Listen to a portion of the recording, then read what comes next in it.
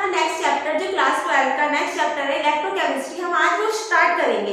अब इलेक्ट्रोकेमिस्ट्री के अंदर हमें सबसे पहले क्या पढ़ना है, हमें इलेक्ट्रोकेमिकल सेल के बारे में पढ़ना है।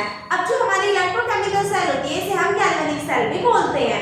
अब इसके अंदर क्या करते हैं, हम दो बीकर लेते हैं, एक में हम ZnSO4 का जिंक सल्फेट का सॉल्यूशन भरते हैं और एक में हम कॉपर सल्फेट का सॉल्यूशन भरते हैं, और इन दोनों को आपस में मिलाने के लिए बीच में क्या लगा देते हैं, एक सॉल्ट ब्रिज लगा देते हैं जिसमें KCl का सॉल्यूशन या फिर KNO3 का पोटेशियम नाइट्रेट का सॉल्यूशन बन जाता है। अब क्या होता है, जो हमारी जिंक की स्ट्रिप होती है वो एनोड वाली साइड होती है, और एनोड हमेशा जो इलेक्ट्रोकेमिकल सेल होती है उसमें नेगेटिव साइड होता है, और नेगेटिव का क्या होता है, ऑक्सीडेशन होता है। सेम इसी तरीके से जो कैथोड वाली साइड होती है वहां पे क्या होता है, कॉपर होता है, और जो कैथोड होता है वो क्या होता है, हमारा पॉजिटिव होता है, और उसका क्या होता है, हमारा रिडक्शन होता है किसमें, इलेक्ट्रोकेमिकल सेल में। अब क्या होता है, बीच में सोल्ट ब्रिज लगा रहता है जो आपस में एक दूसरे को जोड़ने का काम करता है, और जो फ्लो ऑफ इलेक्ट्रॉन होता है वो कहां होता है, एनोड से कैथोड की साइड होता है इलेक्ट्रोकेमिकल सेल में, और फ्लो ऑफ करंट कहां होता है, हमारा कैथोड टू एनोड, मतलब कि प्लस से माइनस की तरफ क्या जाएगा, करंट जाएगा, और माइनस से प्लस की तरफ क्या जाएगा, फ्लो ऑफ इलेक्ट्रॉन होगा। अब क्या है हमारा इलेक्ट्रोकेमिकल सेल, ये क्या करता है, केमिकल एनर्जी को इलेक्ट्रिकल एनर्जी में चेंज करने का काम करता है, और जो सेल की रिप्रेजेंटेशन होती है, जो हमारा एनोड होता है वो नेगेटिव साइड होता है, उसका ऑक्सीडेशन होता है, और वो क्या होता है, लेफ्ट हाफ सेल होता है। ठीक है, anode, oxidation, left half cell और नेगेटिव।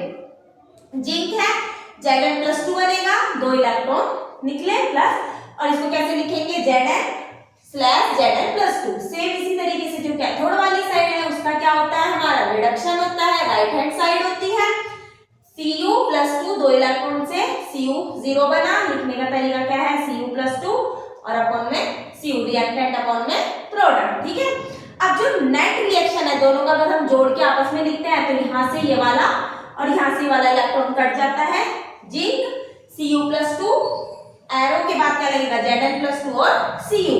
अब इसके बाद हमें क्या पढ़ना है, इलेक्ट्रोड पोटेंशियल। अब हम पढ़ते हैं इलेक्ट्रोड पोटेंशियल के बारे में। जो हमारा इलेक्ट्रोड पोटेंशियल होता है ये क्या होता है, potential create due to separation of charge at equilibrium the junction of electrode के जंक्शन पर जब सेपरेशन ऑफ चार्ज का सेपरेशन होता है इक्विलिब्रियम कंडीशन पर तो उसे इलेक्ट्रोड पोटेंशियल कहा जाता है। और जिस मेटल में ऑक्सीडाइजिंग जो मेटल होती है उसका जो पोटेंशियल होता है उसे क्या कहा जाता है, ऑक्सीडेशन पोटेंशियल कहा जाता है। अब इसके बाद हमें पढ़ना है कि जो फैक्टर है, factor on which electrode potential depend, कौन से फैक्टर है जिस पे इलेक्ट्रोड पोटेंशियल हमारा डिपेंड करता है। पहला क्या है, हमारा जो मेटल है वो और उसके आयन, जैसे कि जो जिंक है वो Zn+2 में जाएगा, और जो आयरन होता है वो Fe+2 में भी चला जाता है, और Fe+3 में भी उसके चार्ज हमें आयंस देखने को मिलते हैं। सेम नेक्स्ट हमें क्या देखना है, कंसंट्रेशन देखनी है और पार्शियल प्रेशर देखना है, और लास्ट क्या होता है हमारा, टेम्परेचर। अब जो कौन से फैक्टर होते हैं जो हमारे इलेक्ट्रोड पोटेंशियल पर डिपेंड करते हैं, मतलब कि फैक्टर ऑन विच, सॉरी उल्टा हो गया, कौन से फैक्टर पर हमारा पोटेंशियल डिफरेंस जो पोटेंशियल होता है, इलेक्ट्रोड पोटेंशियल होता है वो डिपेंड करता है, एक तो मेटल और उसके आयन पर, एक कंसंट्रेशन और पार्शियल प्रेशर पर, और टेम्परेचर पर। अब इसके बाद हम कुछ नोट्स पढ़ते हैं जो बहुत इंपॉर्टेंट है। अब इसमें सबसे पहला क्या है, हमारा जो स्टैंडर्ड कंडीशन होती है वो क्या होगा, जो हमारा टेम्परेचर होता है 298 केल्विन पर या फिर 25 डिग्री सेंटीग्रेड पर होगा, दोनों का मतलब एक ही होता है, और जो हमारा प्रेशर होता है वो 1 atm होना चाहिए, और जो कंसंट्रेशन है किसी भी सॉल्यूशन की वो 1 मोलर होनी चाहिए, 1 मोल पर लीटर, मतलब इसकी मोलैरिटी 1 होनी चाहिए। अगला क्या है, ई का मतलब क्या होता है, हमारा electrode potential eight any condition. क्या होता है ई का मतलब, जो कैपिटल ई होता है, इलेक्ट्रोड पोटेंशियल एनी कंडीशन। ठीक है, सॉरी हाँ कंडीशन ही है। और नेक्स्ट क्या है हमारा ई नोट, जो ई नोट होता है उसे क्या बोलते हैं, स्टैंडर्ड इलेक्ट्रोड पोटेंशियल कहा जाता है एट स्टैंडर्ड कंडीशन पर। जो नॉर्मल ई है उसे इलेक्ट्रोड पोटेंशियल बोला जाता है किसी भी कंडीशन पर, और अगर ई नोट है तो उसे स्टैंडर्ड इलेक्ट्रोड पोटेंशियल बोला जाता है स्टैंडर्ड कंडीशन पर। नेक्स्ट क्या है, ई अपॉन में ई नोट, इसका मतलब क्या होता है, रिडक्शन पोटेंशियल, और standard electrode potential equal to standard reduction potential के इक्वल होता है। फोर्थ हमारा नोट क्या है जो हमें याद रखना है, स्टैंडर्ड ऑक्सीडेशन पोटेंशियल जो होता है वो क्या होता है, नेगेटिव होता है स्टैंडर्ड रिडक्शन पोटेंशियल के। स्टैंडर्ड ऑक्सीडेशन पोटेंशियल क्या होता है, negative of standard reduction potential, या फिर हम उसे E नॉट m अपॉन में m में प्लस n माइनस के ये ऑक्सीडेशन वाला, ये रिडक्शन वाला।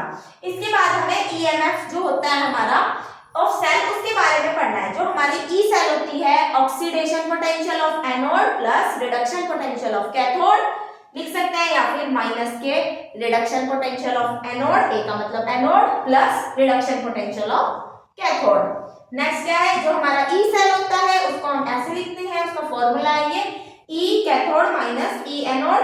ई का मतलब क्या है, रिडक्शन पोटेंशियल, मतलब कि reduction potential of cathode minus reduction potential of anode. E cell क्या होता है, E of cathode minus E of anode, कोई सी भी कंडीशन पर। जो हमारा स्टैंडर्ड होता है ई सेल, ई नोट सेल, ई नोट सेल कैथोड का स्टैंडर्ड वाला, और स्टैंडर्ड कौन से वाला हमारा, एनोड वाला। और इसे हम कैसे लिख सकते हैं, राइट माइनस लेफ्ट। मैंने आपको बताया भी था राइट साइड क्या होता है हमारा, जब हमने लास्ट में पढ़ा था। जो हमारा कैथोड होता है वो राइट साइड होता है, और एनोड कहाँ होता है हमारा, लेफ्ट साइड होता है। अब क्या है इसके बाद हमें फिजिबिलिटी ऑफ सेल, जो सेल की फिजिबिलिटी होती है रिएक्शन की, उसमें जो हमारा डेल्टा जी होता है, गिव्स फ्री एनर्जी होती है, वो क्या है हमारी, ये सिंबल है, ऐसे है। इसका मतलब क्या है, जीरो बड़ा है उससे, नेगेटिव में होनी चाहिए वैल्यू, ठीक है। तो जो हमारा डेल्टा जी आता है वो माइनस के एन एफ ई सेल आता है। एन का मतलब हमारे, एन का मतलब होता है नंबर ऑफ मोल कितने हैं वो, और एफ क्या होता है हमारा, फैराडे नंबर होता है, जिसका नंबर क्या होता है, कांस्टेंट होता है 96485, या फिर इसे कॉमनली हम क्या बोल देते हैं 96500 कूलम के इक्वल होता है।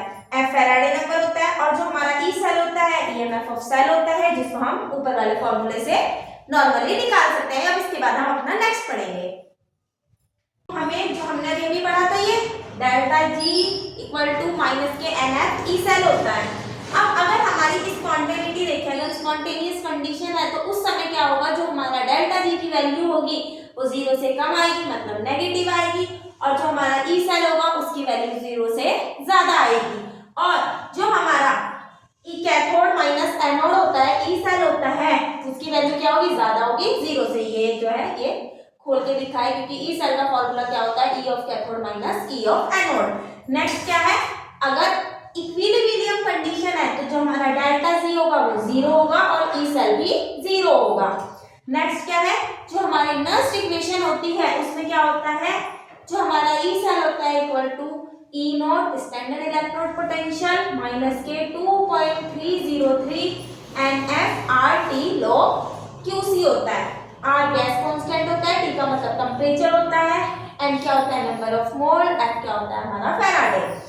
यही लिखा हुआ है। ई क्या है, इलेक्ट्रोड पोटेंशियल या फिर EMF at any condition. E not क्या है, electrode potential at standard condition, N number of electron कितने उन्होंने लिए हैं। क्यू क्या होता है, जो हमारा क्यूसी होता है वो प्रोडक्ट अपॉन में रिएक्टेंट होता है, जितने भी उनके मोल लिए हुए हैं उसके हिसाब से। और जो हमारा ई होता है, ई नॉट इक्वल टू, अगर हमें पता है इसकी वैल्यू भी फिक्स होती है 0.831, 0.0831। टेम्परेचर हमें कितना लेना है स्टैंडर्ड कंडीशन पे 298 केल्विन, तो इसकी टाइम ये कितना है 298 केल्विन की मल्टीप्लाई कर देंगे। जो फैराडे होता है वो भी हमारा फिक्स होता है 96500। जब इन सारी कैलकुलेशन को कर देते हैं तो हमारी जो वैल्यू आती है वो क्या आती है 0.059 अपॉन में एन लॉग क्यूसी, कहां पर, जब हमारा टेम्परेचर 298 केल्विन है। ये आपको फॉर्मूले याद रखने हैं। इसके बाद क्या होता है, जो हमारा ऑक्सीडेशन हाफ सेल होता है वो क्या होगा, प्लस जितने भी हमारे इलेक्ट्रॉन है वो लिखते हैं हम ऑक्सीडेशन हाफ सेल में। रिडक्शन हाफ सेल में इलेक्ट्रॉन कहां आता है, लेफ्ट साइड, ऑक्सीडेशन में राइट साइड। अब ऑक्सीडेशन के लिए E equal to E not 0.0529 upon में n log जो भी ऑक्सीडेशन हाफ सेल हुआ वो। रिडक्शन हाफ सेल के लिए क्या करेंगे हम, E से अपॉन में लिखेंगे, क्योंकि ऊपर प्रोडक्ट आता है, नीचे क्या आता है रिएक्टेंट, ऑक्सीडेशन और रिडक्शन। अब हमारी जो नेट सेल होती है, अगर हम दोनों को जोड़ के लिखते हैं तो जोड़ के लिखने के लिए क्या करेंगे हम, E cell equal to E not cell minus के, अगर हम इन दोनों की कैलकुलेशन करते हैं तो हमारा 0.059 अपॉन में n log m ऊपर और ये नीचे। सेम ये जो हमारे हैं ऑक्सीडेशन अपॉन में रिडक्शन है, जिसको हम एनोड अपॉन में कैथोड भी कह सकते हैं और लेफ्ट और राइट भी कह सकते हैं। सेम अगर इक्विलिब्रियम कंडीशन होती है तो जो हमारा ई सेल होता है वो क्या होता है, जीरो होता है, क्यूसी क्या केसी के इक्वल हो जाता है, और जो हमारा ई नॉट सेल होता है उसकी वैल्यू क्या होगी, माइनस के 2.303 NF और log केसी के इक्वल होती है। ठीक है, अब इसके बाद हम अपना नेक्स्ट पढ़ेंगे।